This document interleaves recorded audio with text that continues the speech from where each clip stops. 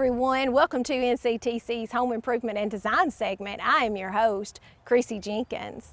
Today we are on location and we're going to discuss a few fun ways to decorate outside with some cool landscaping ideas with rock. Before I show you guys the finished product, let's go back in time and let's check out the beginning stages. So the first thing we have to do with this really cool project is we have to prep the ground. We have to excavate, or you might say cut the ground back. So you're going to cut the grass back and then you're going to take some measurements. And you're going to see how much rock that you need. And what I did with this beautiful project is I did gray flagstone rock and white marble landscaping rock. And it was all purchased from Simply Mulch in Bowling Green, Kentucky. So going a little bit more in depth for you guys that need a visual, and that's how I am too, is this is approximately about 400 to 500 square foot that we are doing this transformation.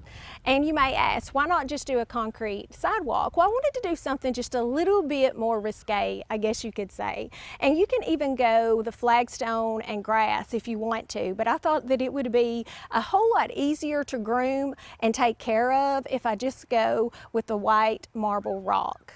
Once we got the rock here at this location, we started to place the rock after we did our excavating and scraping the dirt back, and we put our edging down, as you can see, to edge it out. And I actually wanted to do something, just something off the reels, just something different. I wanted to do a different type of little design pattern for my sidewalk here, and that's what brought this about, is the dimensions. And it also saved a little money on the width.